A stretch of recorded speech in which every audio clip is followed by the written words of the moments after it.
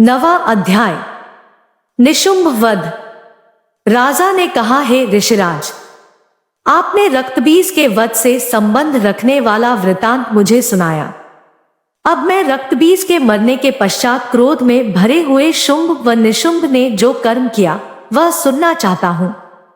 महर्षि मेधा ने कहा, रक्तबीज के मारे जाने पर शुंभ और निशुंभ को बड़ा क्रोध आया और अपनी बहुत बड़ी सेना का इस प्रकार सर्वनाश होते देखकर निशुंभ देवी पर आक्रमण करने के लिए दौड़ा। उसके साथ बहुत से बड़े बड़े असुर देवी को मारने के वास्ते दौड़े और महापराक्रमी शुंभ अपनी सेना सहित चंडिका को मारने के लिए बढ़ा। फिर शुंभ और निशुंभ का देवी से घोर युद्ध होने लगा और वह दोनों असुर इस प्रकार देवी पर बाण फेंकने लगे जैसे मेघों से वर्षा हो रही हो। उन दोनों के चलाए हुए बाणों को देवी ने अपने बाणों से काट डाला और अपने शस्त्रों की वर्षा से उन दोनों दैत्यों को चोट पहुंचाई। निशुंभ ने तीक्ष्ण तलवार और चमकती हुई ढाल लेकर देवी के सिंह पर आक्रमण किया। अपने वाहन को चोट पहुंची देखकर देवी ने अपने क्षुरप्र नामक बाण से निशुंभ की तलवार व ढाल दोनों को ही काट डाला। तलवार और ढाल कट जाने पर निशुंभ ने देवी पर शक्ति से प्रहार किया।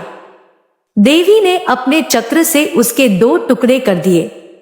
फिर क्या था, दैत्य मारे क्रोध के जल भुन गया और उसने देवी को मारने के लिए उसकी ओर शूल फेंका, किंतु देवी ने अपने मुक्के से उसको चूर चूर कर डाला। फिर उसने देवी पर गदा से प्रहार किया। देवी ने त्रिशूल से गदा को भस्म कर डाला। इसके पश्चात वह फरसा हाथ में लेकर देवी की ओर लपका। देवी ने अपने तीखे वाणों से उसे धरती पर सुला दिया। अपने पराक्रमी भाई निशुंभ के इस प्रकार से मरने पर शुंभ क्रोध में भरकर देवी को मारने के लिए दौड़ा। वह रथ में बैठा हुआ उत्तम आयुधों से सुशोभित अपनी 8 बड़ी बड़ी भुजाओं से सारे आकाश को ढके हुए था। शुंभ को आते देखकर देवी ने अपना शंख बजाया और धनुष की टंकोर का भी अत्यंत दुस्सह शब्द किया। साथ ही अपने घंटे के शब्द से, जो कि संपूर्ण दैत्य सेना के तेज को नष्ट करने वाला था, संपूर्ण दिशाओं में व्याप्त कर दिया। इसके पश्चात देवी के सिंह ने भी अपनी दहाड़ से, जिसे सुन बड़े बड़े बलवानों का मत चूर चूर हो जाता था, आकाश, पृथ्वी और 10 दिशाओं को पूरित कर दिया। फिर आकाश में उछलकर काली ने अपने दांतों तथा हाथों को पृथ्वी पर पटका। उसके ऐसा करने से ऐसा शब्द हुआ जिससे कि उससे पहले के सारे शब्द शांत हो गए। इसके पश्चात शिवदूती ने असुरों के लिए भय उत्पन्न करने वाला अट्टहास किया, जिसे सुनकर दैत्य थर्रा उठे और शुंभ को बड़ा क्रोध हुआ। फिर अंबिका ने उसे, अरे दुष्ट, खड़ा रह कहा तो आकाश से सभी देवता जय हो बोल उठे। शुंभ ने वहां आकर ज्वालाओं से युक्त एक अत्यंत भयंकर शक्ति छोड़ी, जिसे आते देखकर देवी ने अपनी महोल्का नामक शक्ति से काट डाला। हे राजन, फिर शुंभ के सिंहनाद से तीनों लोक व्याप्त हो गए और उसकी प्रतिध्वनि से ऐसा घोर शब्द हुआ जिसने इससे पहले के सब शब्दों को जीत लिया। शुंभ के छोड़े बाणों को देवी ने और देवी के छोड़े बाणों को शुंभ ने अपने बाणों से काट सैकड़ों और हजारों टुकड़ों में परिवर्तित कर दिया। इसके पश्चात जब चंडिका ने क्रोध में भर शुंभ को त्रिशूल से मारा तो वह मूर्छित होकर पृथ्वी पर गिर पड़ा। जब उसकी मूर्छा दूर हुई तो वह धनुष लेकर आया और अपने बाणों से उसने देवी काली तथा सिंह को घायल कर दिया। फिर उस राक्षस ने 10,000 भुजाएं धारण करके चक्रादि आयुधों से देवी को आच्छादित कर दिया। तब भगवती दुर्गा ने कुपित होकर अपने बाणों से उन चक्रों तथा बाणों को काट डाला। यह देखकर निशुंभ हाथ में गदा लेकर चंडिका को मारने के लिए दौड़ा। उसके आते ही देवी ने तीक्ष्ण धार वाले खड्ग से उसकी गदा को काट डाला। उसने फिर त्रिशूल हाथ में ले लिया। देवताओं को दुखी करने वाले निशुंभ त्रिशूल हाथ में लिए हुए आता देखकर चंडिका ने अपने शूल से उसकी छाती पर प्रहार किया और उसकी छाती को चीर डाला। शूल विदीर्ण हो जाने पर उसकी छाती में से एक उस जैसा ही महापराक्रमी दैत्य ठहर जा कहता हुआ निकला। उसको देखकर देवी ने बड़े जोर से ठहाका लगाया। अभी वह निकलने भी न पाया था कि उसका सिर अपनी तलवार से काट डाला। सिर के कटने के साथ ही वह पृथ्वी पर गिर पड़ा। तदंतर सिंह दहाड़ दहाड़ कर असुरों का भक्षण करने लगा और काली शिवदूती भी राक्षसों का रक्त पीने लगी। कौमारी की शक्ति से कितने ही महादैत्य नष्ट हो गए। ब्रह्माजी के कमंडल के जल से कितने ही असुर समाप्त हो गए। कई दैत्य माहेश्वरी के त्रिशूल से विदीर्ण होकर पृथ्वी पर गिर पड़े और वाराही के प्रहारों से छिन्न भिन्न होकर धराशायी हो गए।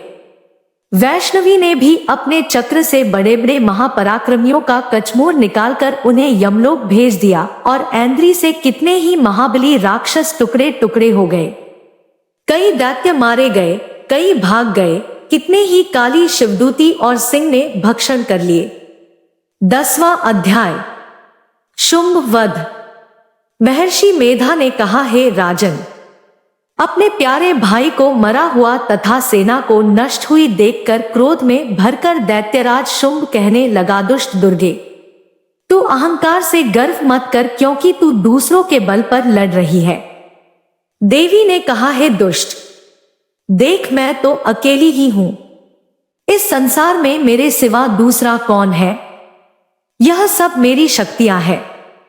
देख, यह सब की सब मुझ में प्रविष्ट हो रही है। इसके पश्चात ब्राह्मणी आदि सब देवियां उस देवी के शरीर में लीन हो गई और देवी अकेली रह गई। तब देवी ने कहा, मैं अपनी ऐश्वर्य शक्ति से अनेक रूपों में यहाँ उपस्थित हुई थी। उन सब रूपों को मैंने समेट लिया है।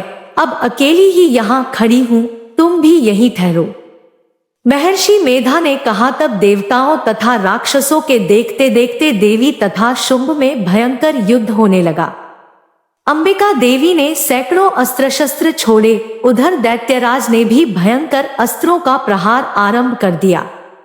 देवी के छोड़े हुए सैकड़ों अस्त्रों को दैत्य ने अपने अस्त्रों द्वारा काट डाला। इसी प्रकार शुंभ ने जो अस्त्र छोड़े उनको देवी ने अपनी भयंकर हुंकार के द्वारा ही काट डाला।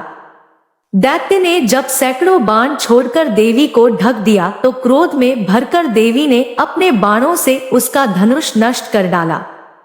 धनुष कट जाने पर दैत्येंद्र ने शक्ति चलाई, लेकिन देवी ने उसे भी काट कर फेंक दिया। फिर दैत्येंद्र चमकती हुई ढाल लेकर देवी की ओर दौड़ा, किंतु जब वह देवी के समीप पहुंचा तो देवी ने अपने तीक्ष्ण बाणों से उसकी चमकने वाली ढाल को भी काट डाला। फिर दैत्येंद्र का घोड़ा मर गया, रथ टूट गया, सारथी मारा गया। तब वह भयंकर मुदगर लेकर देवी पर आक्रमण करने के लिए चला, किंतु देवी ने अपने तीक्ष्ण बाणों से उसके मुदगर को भी काट दिया। इस पर दैत्य ने क्रोध में भरकर देवी की छाती में बड़े जोर से एक मुक्का मारा। दैत्य ने जब देवी को मुक्का मारा तो देवी ने भी उसकी छाती में जोर से एक थप्पड़ मारा।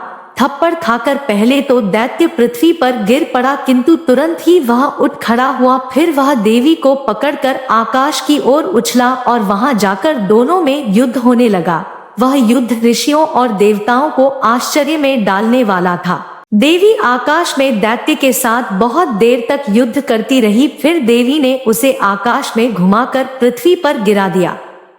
दुष्टात्मा दैत्यपुन उठकर देवी को मारने के लिए दौड़ा। तब उसको अपनी ओर आता हुआ देखकर देवी ने उसकी छाती विदीर्ण करके उसको पृथ्वी पर पटक दिया।